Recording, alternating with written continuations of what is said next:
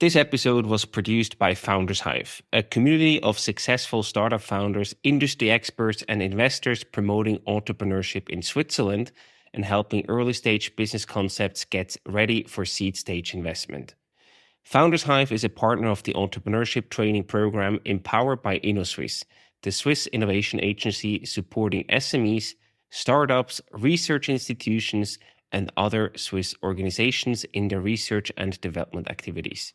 Click the link in the show notes to find out more about both these initiatives. We want to build something great. It doesn't need to be huge, but it needs to be almost the best in its field. And it's not just to make money. That's just kind of the transaction in between. And it's necessary for us to kind of keep innovating.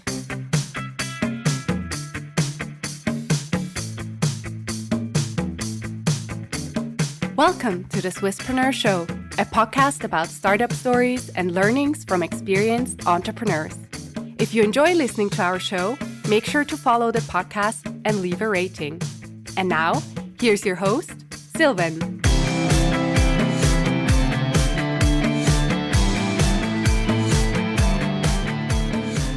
Today, we have the fourth Opposing Views episode, and we talk about impact versus profit maximizing. I'm going to start with you, David. You're leading Typewise, Y Combinator-backed AI startup, helping enterprises automate and personalize customer service. You started out building a better keyboard app. You went B2C initially. How did that journey turn into a full enterprise B2B focused AI platform? Yeah, it was a longer journey, but I think from quite the early stages, when we first sought angel funding, that already like a B2B component was part of the story. We had a research collaboration with ETH Zurich, and there was always the vision of licensing that technology somehow in a B2B setting. How that would look like was not clear at all. And so after about 1 or 2 years into the kind of mobile app journey, we then had the idea of using that predictive typing technology for a customer service context. And that's how we then entered the B2B space. Really based on the customer's needs and feedback, basically, you pivoted into the right direction. Absolutely. And interestingly, we went through like a second pivot this year, where we then evolved from kind of an AI assistant helping humans or like human employees to a fully autonomous AI agent platform. And I think that's in general like a challenge, how the technology like is evolving that fast that you cannot stand still, and what you've built today might not be relevant tomorrow anymore. And so you need to be constantly on your tiptoes. Absolutely. I'm sure there are many impact versus profit maximizing thoughts and questions that you answered along those two pivots that we can tackle together. Before we do so, Florian, you are the co-founder and CEO at Menir Photonics, a Swiss deep tech company making some of the most precise lasers in the world. That's crazy to me, all without external funding. So you fully bootstrapped, super impressive. What made you confident that you could scale something so technical, so hardware focused, completely without outside investors? Yeah, thanks. That can sound, in fact, like a challenge, but in the field of hardware, you have usually pretty high margin, in the 70% or more.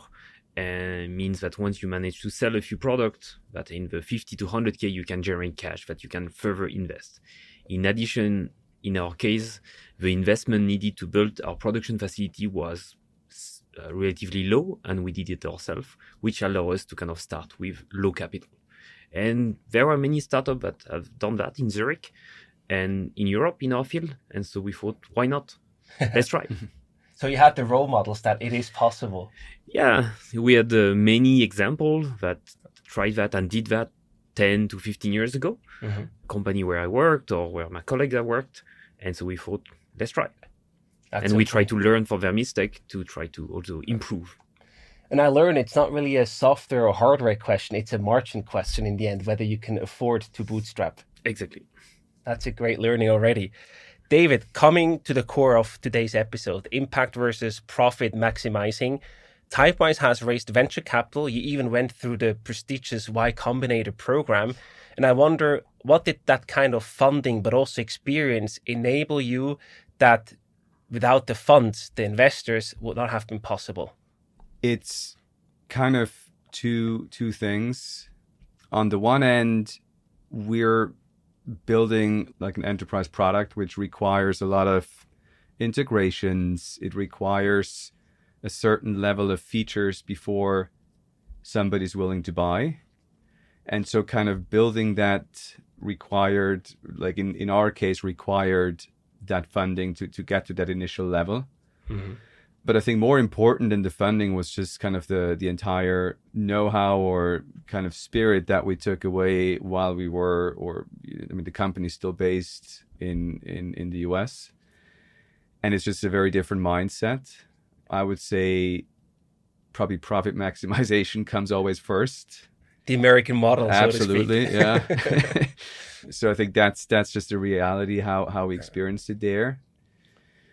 But I think also loving what you do, I think that also comes first. I think, now that we can work with kind of the latest technology, I think that by itself for me, it's kind of like great enough to be doing what I'm doing every day.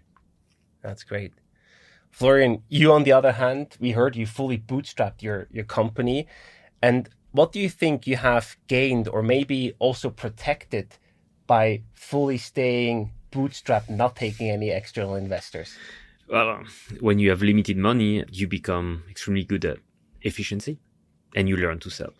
You're forced to. You're forced to, which is at the end the goal of a company. A company is there to make money. So I think it's important that we should not forget about that. And when you are bootstrapping, you are forced to sell the right things and try to be efficient in every principle you can do in the company, which make you even more ready for further scale up. I love that spirit because sometimes you can also get a bit comfortable if you raise a huge round or something. And it had happened to us. If there were some phase of a company, usually not for too long, 1 or 2 months, where you have more freedom, you have less pressure from the customers, so you do things that are interesting, but not bringing money short term or long term. And that's where, when you have limited resources, you really have to be efficient. Yeah, for sure. David, you mentioned in the introduction, you pivoted 2 times. And when you think about your company's purpose, first you had, of course, also B2B, but also B2C angle. So there, thinking about impact, you could have reached probably millions of people around the globe with your sort of keyboard app. And at the same time, you said, hey, in the US, we're a US-based company, profit first. That's a clear statement. When did that also sort of draw you in the opposite direction, maybe when you thought, hey, here we might have a bigger impact, but it's not that profitable, so we have to go a different direction? Yeah, I mean, by impact, the sustainability, I think reaching a lot of people, that goes very well. Like profit and reaching a lot of people, that's something else. So I think for me, like the most important thing is more like the vision, like what are you trying to achieve? Yeah. And with the keyboard, and we did, I think by now we have over almost 3 million like downloads or installs of the app. So it's still out there. Amazing. It still exists on the side tracks. The problem is, well, you also want to build cutting edge product. And I think that's the most important thing for us. We want to build something like great. It doesn't need to be huge, but it needs to be like almost the best in its field.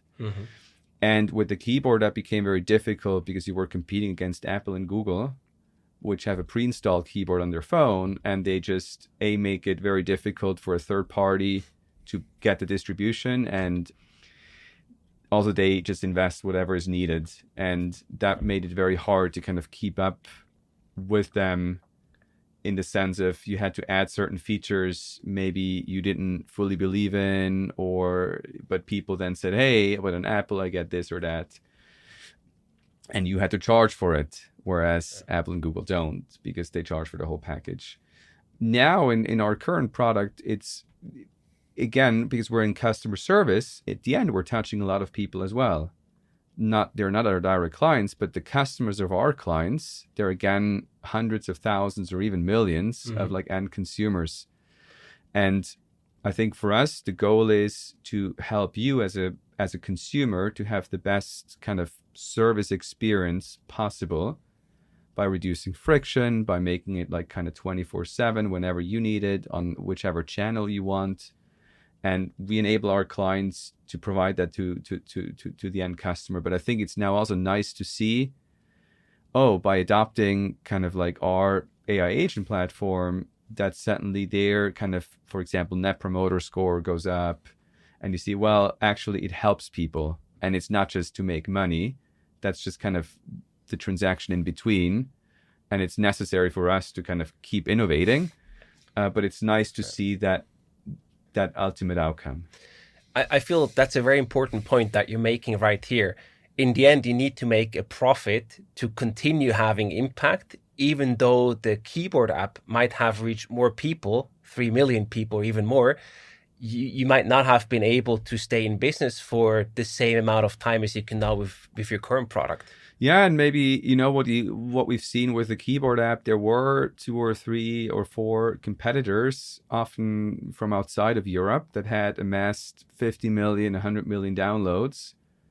And their business model was just purely shady. Of course. Right? Some sold subscriptions for $200-300, which were probably like a trap. Some, they bet on 1 out of every 1,000 people by accident doing a subscription for whatever. Mm-hmm. Some, they sold data, like they collected typing data and sold it to like advertisers. That's very sensitive. And so then you're like, well, it's great to have 100 million installs, but do I want to do this through the means of a shady business? Like for us, that was always like that was not even like on the table. Like I would never ever do this.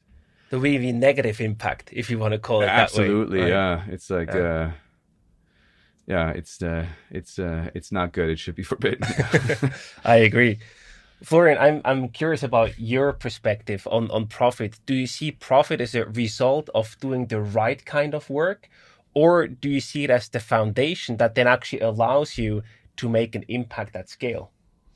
For us, that's always both, at least making sure that you can sell at the right price to be able to continue to do what you are doing, as you were saying. At least we are not an NGO. We need to make profit to be able to pay salary and continue to grow, and also continue our team to grow.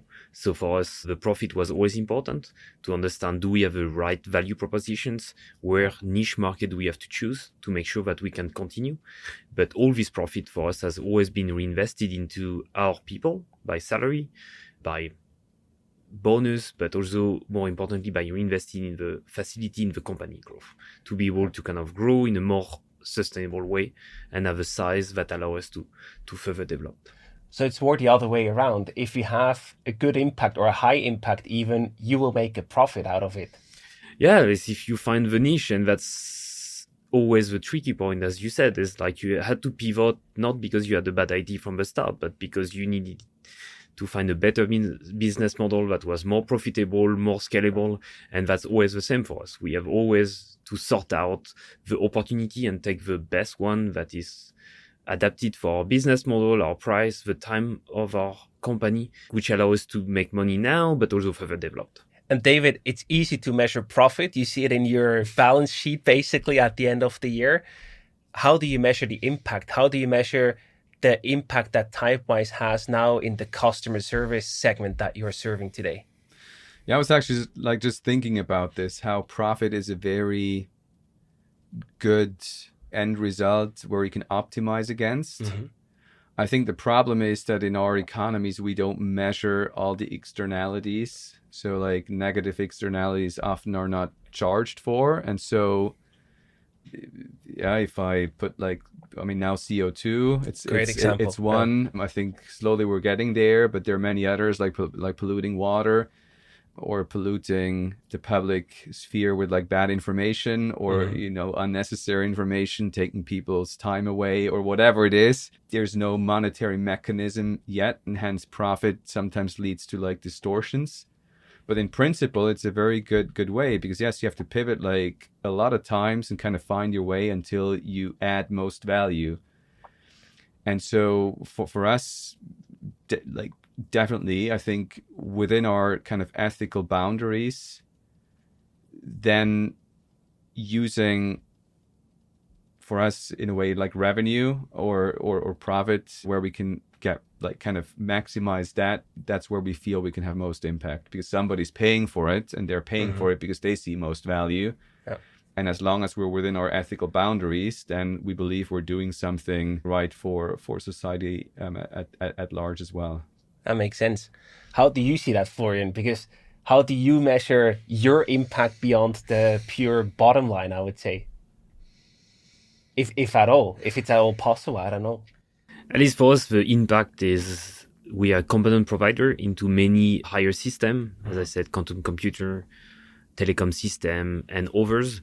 So the impact we are creating is really far away for us. I think clearly our impact of being able to generate a company where people are happy, that they can further develop, and that we can pay properly is for us extremely important. Right. And as you said, there is also some ethicity and some value that we have in the company.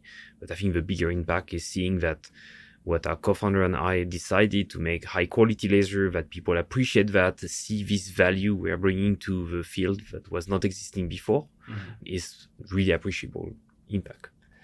This summer, we actually held a session with Kaspar Kopetti from On, and he shared an interesting learning that I'm curious to hear your take on. He said, I was wrong. I thought that people would pay for a higher impact of the product for sustainability, but I was wrong. They are not willing to pay a premium for that.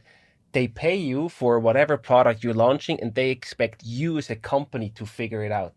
And that really stuck with me, because I thought that's probably the right way. That's also why people still are flying like crazy. If the flights are not more expensive, people just buy the cheapest flights, you know?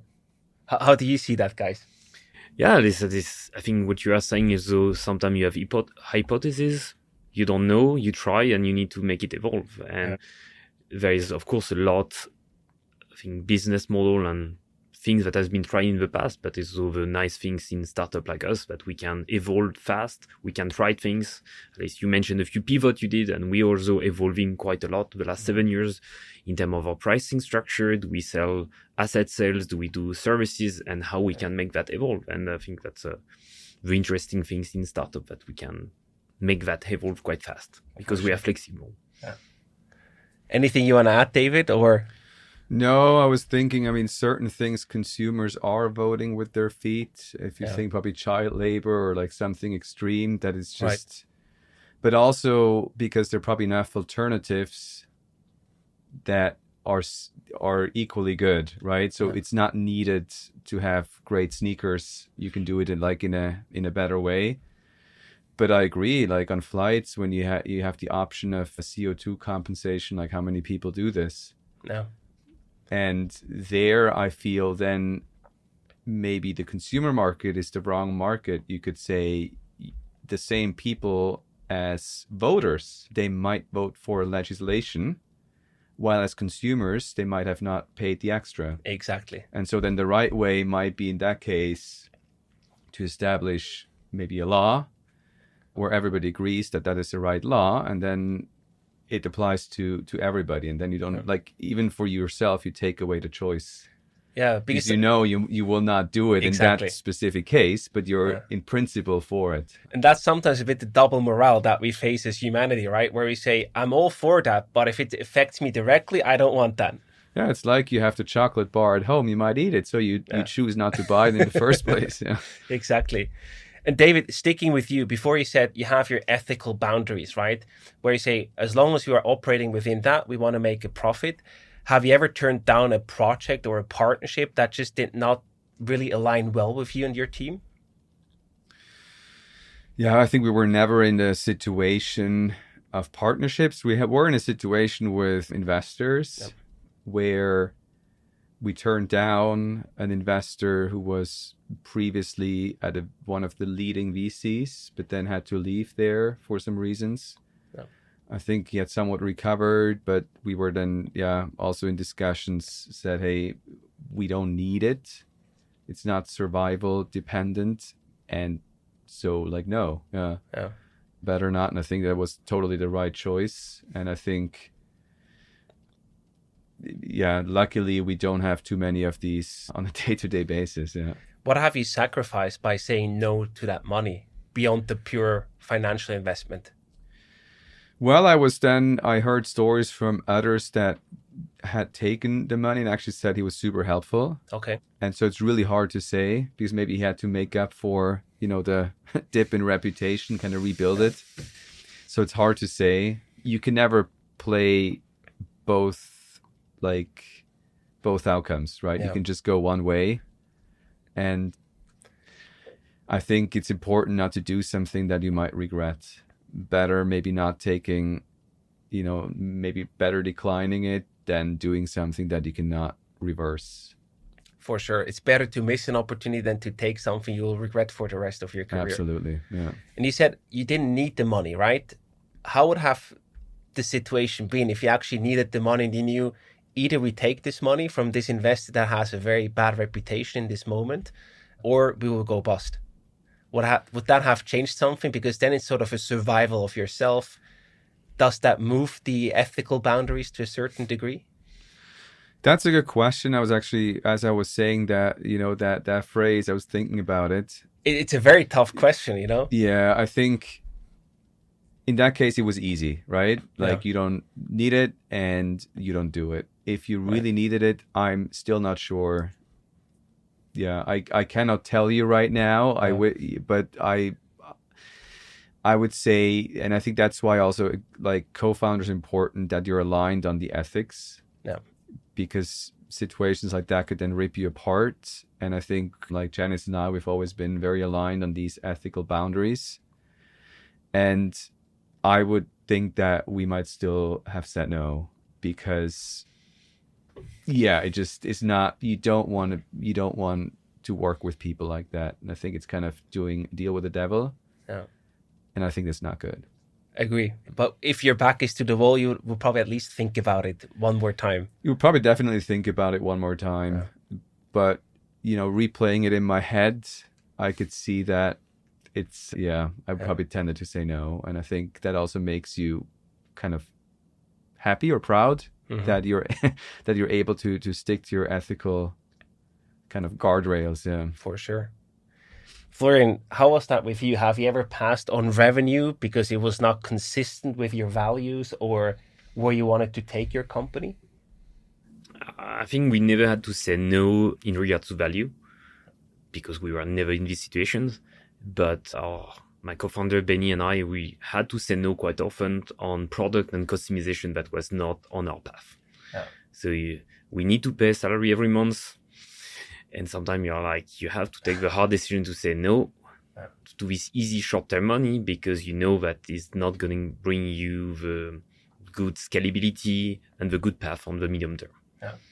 But I think on the long term, on medium term as well, it was always the good decision because in hardware, like in software, creating platform, not always changing things, keep you efficiency and reduce the cost, which means that you can bring better quality for our customer. Yeah. But of course, everybody asks, can you add that, these features and so on, and you have to say no. And as scientists, sometimes an engineer is hard to say no because we are not seeing hidden cost of kind of customizations. What are the hidden costs of staying true to your own principles? Is it more stress for you as a founding team, how you make payroll or revenue goals? Well, on short term, it can be a bit more stressful because you are kind of, sometimes we like to jump on opportunity that could bring you cash, but I think it's still better for us on medium term because customizations is a hidden cost and lack of efficiency, which you will pay off. Yeah. You will pay the high cost after a couple of years. I once read a really nice quote. I think it was from Naval Ravikant, and he said, "Easy choices, hard life. Hard choices, easy life." I find that very applicable to that situation. It's kind of true. And as a salesperson and managing the revenue and the sales in our company, it's really hard to say no to customers when they don't have solutions and they think they come to you and we know we can do these solutions, but we decide on purpose not to do it because it will, on the medium term, kind of reduce our profitability and keep us away. But I think it's a good choice. Because scalability, quality, and efficiency is important. And at the end, as we discussed before, the customer thinks you can do it, that you should do it, but it will not create a sustainable company, and the customer itself will lose in terms of quality, and that's not what we want as a value. And they don't understand that really often, because they ask, oh, this new feature is tiny. Why do you ask so much money to do it? Why do you not want to do it? Yeah, because it will cost you much more than what you think to just change these tiny details if we want to do the proper way with the proper quality and the proper testing. But yeah, I think it's important to stay on the line. And, David, if we come back to the venture funding part, some people say it accelerates your impact because now you can do more and you can move faster. Others say it's actually a distraction. It's completely distracting and takes your focus away. What is your take after walking through that path? Yeah, it probably depends on the funding stage. And so at the seed stage, I think that's very much true. What we've heard also from like Y Combinator and our partners there was that funding success at demo day does not equal with venture success down the line. No. Exactly, because just raising a big round, you might hire more people and then you actually have more overhead and you get slower. And so there's very little correlation.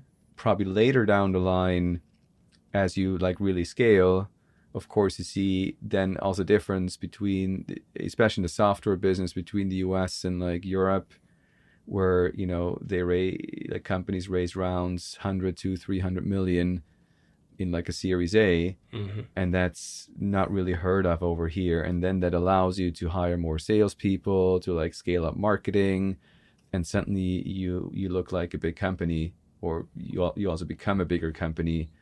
And then you can acquire clients faster, and you have more of these features that are then needed for like larger implementations, and then you become entrenched. Yeah. So if I understand you correctly, for the growth funding round, it could actually correlate with higher impact, but in the earlier stages, there's probably no clear correlation. It could even be counterproductive. Absolutely. Like pre-product market fit, I think. I mean, now, like most companies, they're like somewhat bootstrapped, or even if they raise some money, they're not spending it, or they're like already profitable. Yeah. So I think reaching profitability, I think that's a bit the misconception that I felt being in Switzerland, that we think, oh, we raise a seed round and then we hire like a lot of people, and we have like an office manager and a social media manager, and we, you know, hire like a lot of people because now we have the money, because you need those people to grow. And in the US, like even Airbnb, they took like after their first funding round, they took half a year to hire the first person. Crazy. And because they're like, we want the best, we don't just want to fill a seat, but we want to almost have like a fourth, not a co-founder, but kind of like a same quality level. And so that's a bit the spirit, and very different. And I think growing the team a lot, it's actually like a detractor from like being focused and moving fast. It's a bit of vanity metric, I feel, you know, where you go and brag to your parents about how many people work for you. It doesn't really matter. No, now we have like all AI agents working for you anyway. So Exactly.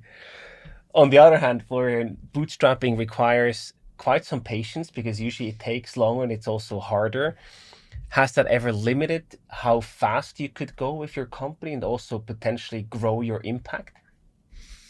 Yeah, as you said, from office manager marketing, the drawback of bootstrapping is a few people need to do everything, not necessarily in an efficient way, but you don't have the money to outsource too much of accounting, administrations, and other things. So for sure, it slows you down and doesn't allow you to focus where you bring the key value of the company, or the product in ourselves, productions. But on the other side is you always need to see what's the time to market. We develop the product, but the time the people need to kind of accept that you have a new product on the market, that they test it, that they're willing to buy, also take time. Yeah. So if we will have tomorrow on the market the product we want to have in 5 years, how many more revenue are we going to generate tomorrow? More for sure, but not as much that we need to sustain ourselves. So that's also this patience between developing our product, financing ourselves, also developing the applications and making sure the market is present. And that's typically one of the challenges in hardware, that really often you are developing your product, the market at the same time. And so you need to find just the right balance of everything. So if you suddenly switch the sides and you become a very well-funded VC company, you get all the access to the money that you need, would you do anything differently compared to the path that you already walked?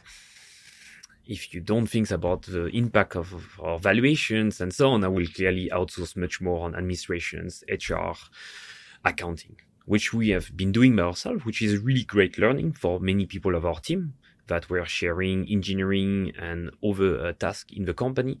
But I will really try to outsource much more of our non-essential work and also invest much more in business development. Okay. Be much more proactive. We are extremely already proactive on sales and marketing, but multiply that by even more to be able to kind of see not only 1 year, 2 years in advance, but really 10 years in advance as big companies are doing, while being able to focus our core team on the engineering of the product development. Yeah. Sounds very logical to me.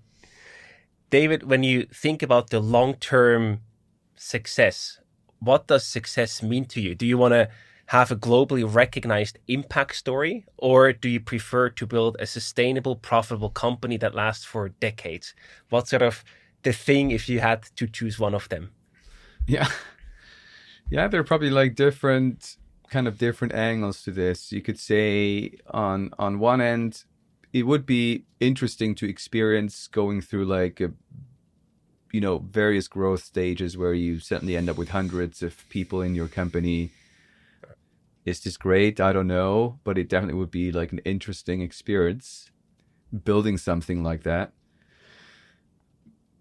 The other thing is building like a kind of longer lasting story, because there are stories of, fast growing now also with AI and before, but then they collapse again for one reason or the other. Is that a great outcome? It's probably also very difficult. Mm-hmm. Or even like Klarna that had to take a 90% valuation cut. I think it's not a pleasant phase that you go through. But maybe in the end, I think what's most important is that you just have a good time every day that you're doing it. And not every day is pleasant. Of course. But that you look back and, for example, if family is important to you, that you kind of can do both things, that you do and it's not, let's say, I'm dedicating 5 years or 10 years and it's only this, and it's maybe hell because you don't know if it's going to work, if it's going to get you to that end goal or not. Yeah. And it's good to maybe have some end goals in mind where you want to go. But I think the path to get there, that should be like the joy and the learning. And I mean, it's not just joy in terms of pleasantness. I mean, you have many days that are totally unpleasant, probably more days than not. That's the startup game. Yeah. But I think that you say, hey, it was worth it, no matter what comes out at the end. And of course, if you then can take some time off at the end and spend at the beach or whatever you want to do, that's great. But if not, then it should also have been worth it. I think that's the important part. No, I agree. I love that because it sort of adds another dimension of the impact. So if your company has a great impact, you will see it in the profit that you generate, no matter whether you're VC funded or bootstrapped. That's sort of what you both align on.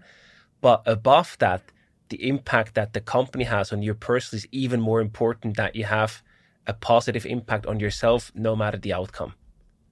That's sort of the bottom line of the conversation. I fully agree with that. At least you should not regret what you are doing. Of course, very tough time.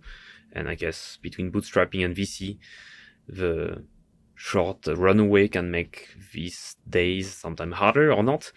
But yes, you need to enjoy it because it's a 10-year journey, at least, or more sometime. And so you need to enjoy also life on the side. Yeah. And it's not only a sprint. Absolutely. So to wrap up today, guys, I also want to ask you some rapid fire questions. I start with David. You get the same question, then Florian as the second answer. First one, raclette or fondue? We just had a discussion for lunch. For real? Yeah. So with the kids, I have to say raclette. Okay. Fondue. Oh, very nice. What's the most underrated Swiss value in entrepreneurship? Being down to earth. Yeah, ethicity maybe. Okay. And what's your favorite Swiss place to reset after a stressful sprint or business day, whatever it is? My garden. Nice. For you? Yeah, it's a good one. Garden or sauna. Okay. Oh, I love that. Yeah. Sauna is perfect. What is the most Swiss thing about your work? Whoa. Probably like doing it right. No. I love that. For you, Florian? High quality. No. That's in our DNA. I love that. Last question for both of you. If Switzerland could improve one thing to help founders, what should it be? Yeah, just become way more risk taking. And yeah. It's a good one. I always say training on sales. Oh, yeah. We are building company. You need to generate money. Yeah. And it's not only about the product. It's really about the philosophy of selling and be able to kind of convert and sell a product. Either you sell your product, you sell your company to investors, to employees, whatever it is, you're always selling. Yeah, you have to. And I think Switzerland has a lot of good engineers, good people that create value, but this value need to be sold. For sure. To the customer, and someone need to pay for it. 1000%. Yeah. Florian, David, thank you so much for being here today. That was a fantastic session with you. Thank you so much. Thank you very much. Thank you. It was great.